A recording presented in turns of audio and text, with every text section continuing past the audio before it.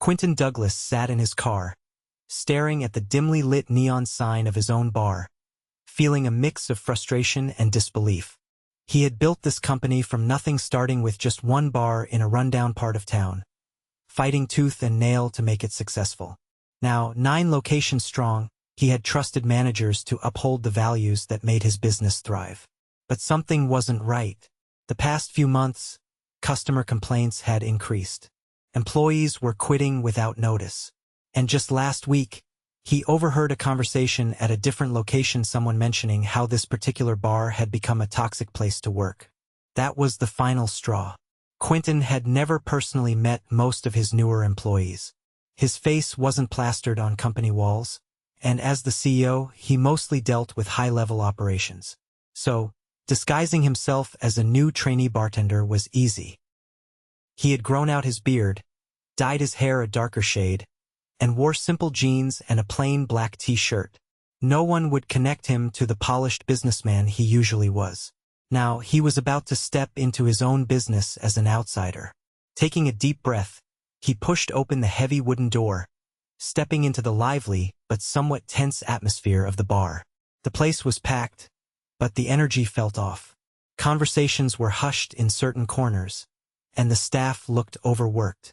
Behind the bar, a young woman with sharp green eyes and dark curls tied back into a ponytail was expertly pouring drinks while simultaneously handling orders. She moved fast, her hands steady, her tone firm but kind as she spoke to customers. "Hey!" she called over to him while shaking a cocktail. "You the new guy?" Quentin nodded. "Yeah, first day." She let out a breath and wiped her forehead. "I'm Fiona Grant. You'll be shadowing me. Don't mess up and we'll get along just fine." Before he could respond, a sharp voice cut through the noise. "Fiona, what the hell was that?" A middle-aged man in a button-up stormed over. His name tag read Manager Derek. His expression was twisted in anger as he pointed toward a timid-looking teenage boy near the supply closet. The kid, probably no older than 16, looked like he wanted to disappear. Fiona's face hardened. "What are you talking about?" Derek scoffed. "I saw you covering for that idiot again. He was supposed to restock the garnishes, and you did it for him. He needs to toughen up, not get handouts." The teen, who Quentin now realized was probably a barback, kept his head down. Fiona's jaw tightened. "He's new, Derek. And he's trying. You don't have to humiliate him." Derek rolled his eyes. "This isn't a daycare, Fiona. He either keeps up or he's out." The kid swallowed hard, gripping the edge of the counter like it was the only thing keeping him upright. Quentin felt his blood boil. He had hired managers to lead, not to break people down. Fiona took a step forward, her voice low but firm. "You don't talk to him like that." Derek scoffed. "I'll talk to him however I damn well please." Quentin watched as Fiona squared her shoulders, ready to fight back, unaware that her CEO was standing just feet away, taking in every word. Quentin kept his expression neutral, but inside, his frustration burned hotter with every second. Derek's approach to leadership was exactly what drove employees away. He wasn't coaching the kid, he was tearing him down. The barack, still gripping the counter, barely breathed. Fiona's stance remained firm, her eyes locked on Derek's, challenging him without a single word. Derek scoffed, shaking his head. "You always do this, Fiona. You think you run this place? You don't. I do. And if I say someone isn't cutting it, then they're done." Fiona didn't flinch. "We're short-staffed as it is, Derek. Pushing people out instead of training them properly doesn't help anyone. You want him to work faster? Teach him. But if you keep treating people like this, don't be surprised when no one sticks around."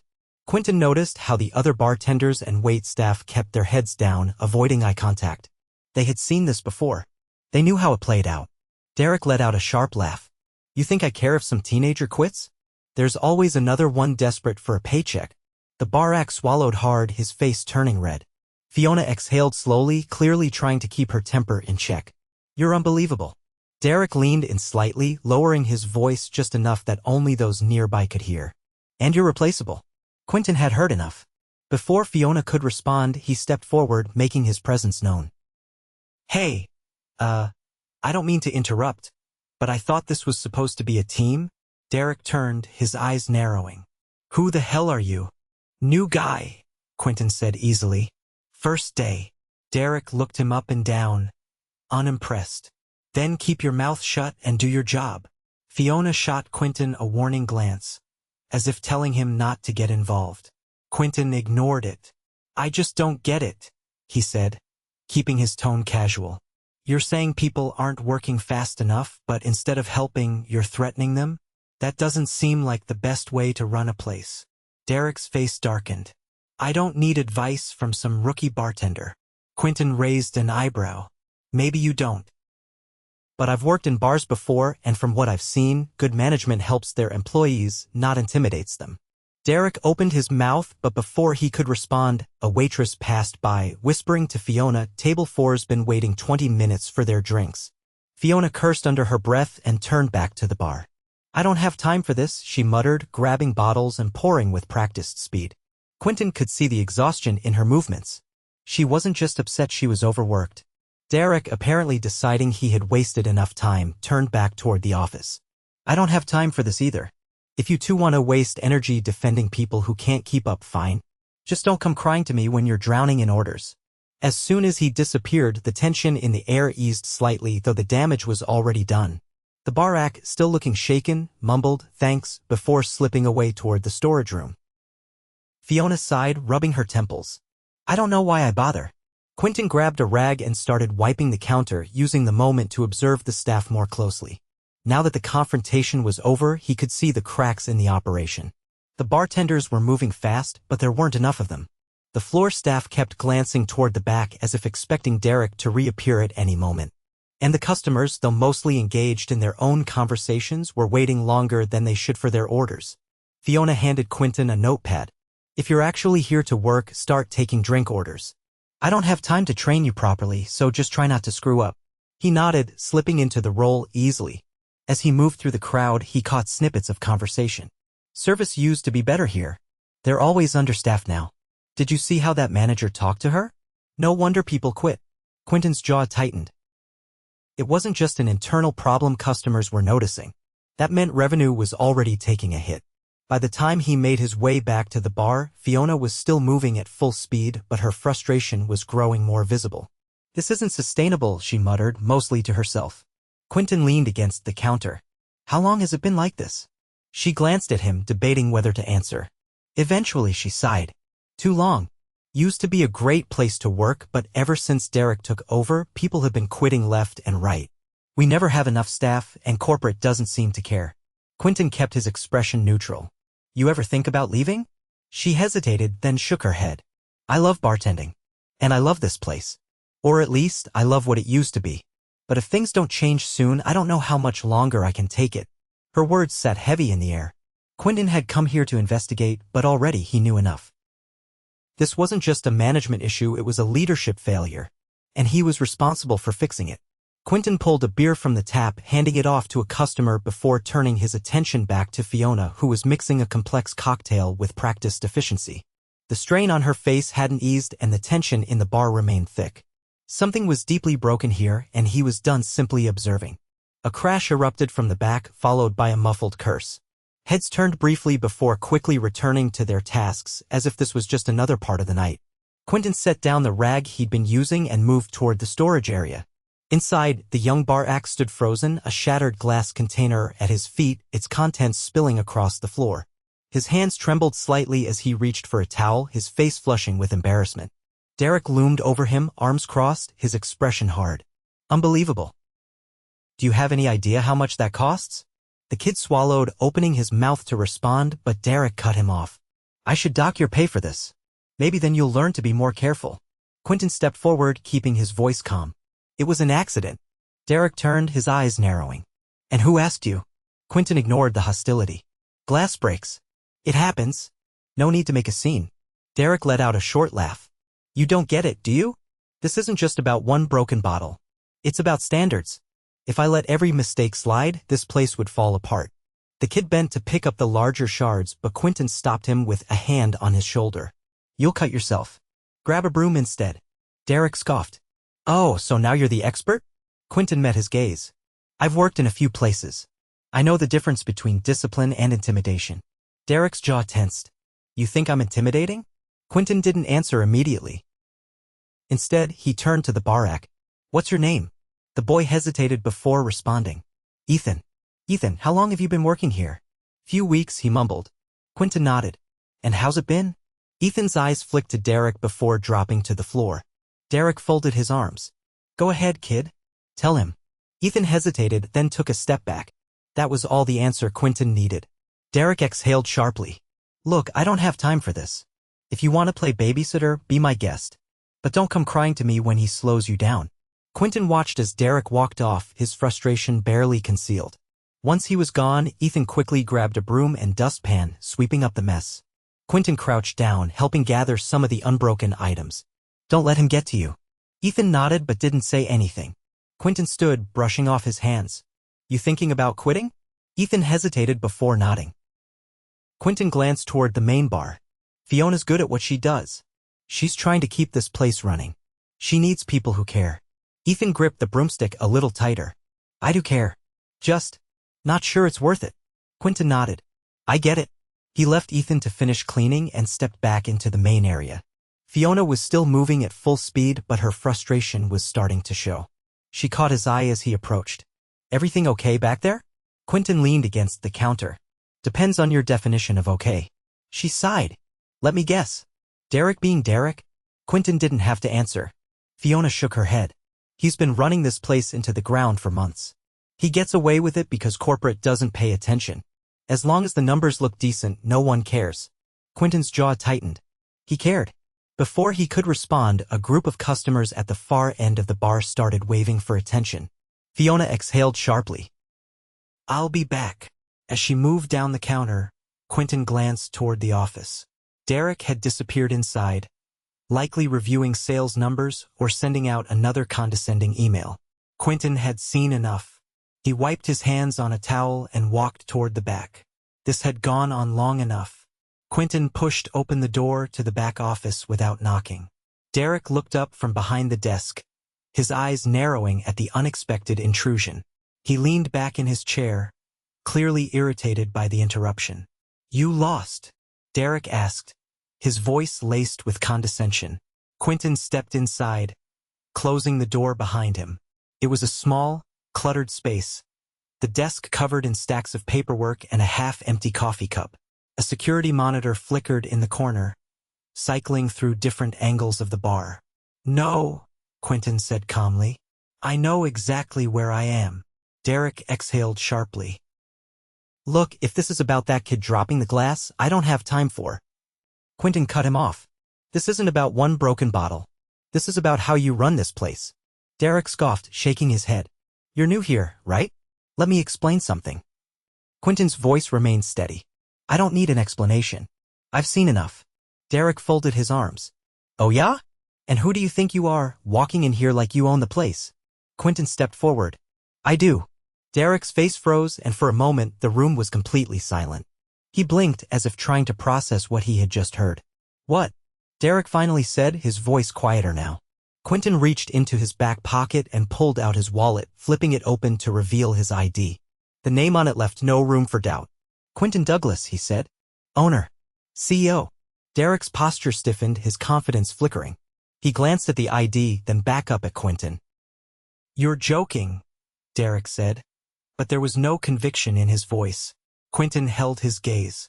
Do I look like I'm joking? Derek's jaw shifted, his mind clearly racing. I didn't know. No one said. That's the problem, isn't it? Quentin interrupted. You've been running this place like no one's watching. Like no one cares what happens here as long as the money keeps coming in. Derek sat up straighter. I've been keeping this bar profitable. The numbers are solid. You can check the reports.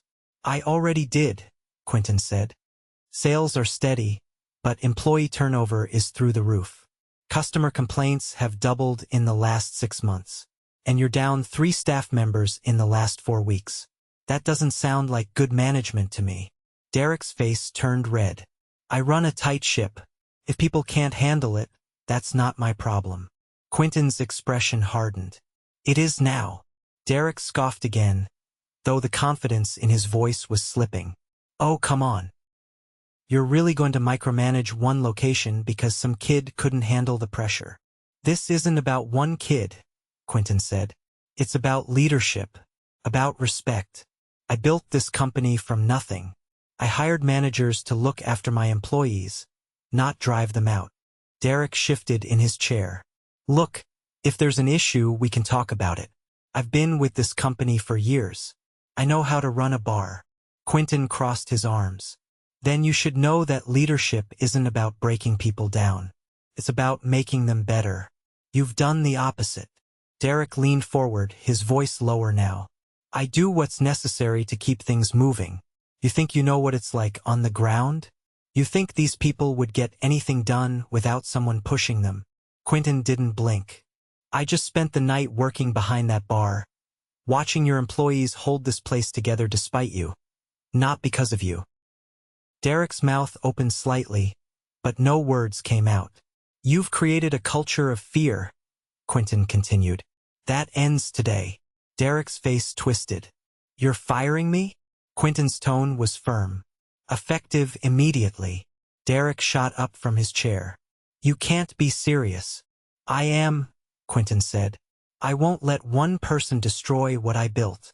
Derek's hands clenched into fists. You're making a mistake. You think these people can handle running this place without someone keeping them in line? Quentin didn't hesitate. I think they'll finally be able to thrive without someone holding them back. Derek let out a bitter laugh. Fine. Your loss. He grabbed his jacket off the back of the chair, yanking it on. But don't come crying to me when this place falls apart without someone actually keeping it in check. Quentin stepped aside, opening the door. I'll take that risk. Derek stormed past him, shoving the door open so hard it slammed against the wall. The noise caught the attention of the entire staff. Fiona, Ethan, and the rest of the team all turned, eyes darting between Derek's furious expression and Quentin's calm stance. Derek didn't look at anyone as he walked straight out the front door. The silence that followed was thick. Fiona was the first to speak. What just happened? Quentin stepped forward, letting the weight of the moment settle. Derek's gone. A few staff members exchanged glances, unsure if they had heard correctly. Fiona's eyes narrowed slightly. And you had the power to do that because... Quentin exhaled, finally letting the facade drop. Because I own this place. The realization hit them all at once. Ethan's eyes widened. One of the bartenders muttered something under his breath. Fiona just stared at him, her expression unreadable. You're the CEO, she said, more a statement than a question. Quentin nodded. And I should have come sooner. I've been too distant, trusting reports instead of seeing things for myself. That changes now. Another silence followed, but this time it wasn't tense. It was processing. Ethan finally spoke. So, what happens now? Quentin looked around at the faces of the people who had been carrying the weight of this place. We rebuild, he said. Properly. No more fear. No more intimidation. Just good people working together the way this place was meant to be. Fiona studied him for a long moment, then exhaled. It's about time. A small, genuine smile crossed Quentin's face. Yeah, it is. And for the first time in a long time, the bar didn't feel as heavy as it did before. Quentin stood in the middle of the bar, taking in the cautious but hopeful expressions of the staff. The weight of what had just happened still lingered, but there was something else in the air now, a shift, subtle but undeniable. Fiona leaned against the counter, arms crossed. So, what's your plan? You're not just going to walk out of here now that Derek's gone, are you? Quentin shook his head. No chance. I need to fix what I let happen here. A few bartenders exchanged uncertain looks. One of them, a tall guy with a shaved head and sleeves of tattoos down his arms, spoke up. Not to be rude, but what does that mean for us? We've seen managers come and go, but nothing really changes. Quentin nodded, understanding the skepticism. I don't expect you to trust my words right away. But I didn't just fire Derek as some kind of statement. I did it because this place deserves better. You deserve better. Fiona tapped the bar lightly with her fingers. All right, but let's talk logistics. Derek handled the scheduling, inventory, payroll. Someone needs to step in or we'll be drowning in chaos by tomorrow. Quentin glanced around, noting how the staff had naturally gravitated closer, drawn into the conversation. That's why I'm staying for now. I'll handle the operational side until we find a manager who actually knows how to lead. In the meantime, I need your help. A younger waitress, probably in her early 20s, adjusted the tray under her arm. Help with what? Quentin took a step forward. Tell me what's broken. No sugarcoating. What do you need to actually do your jobs well?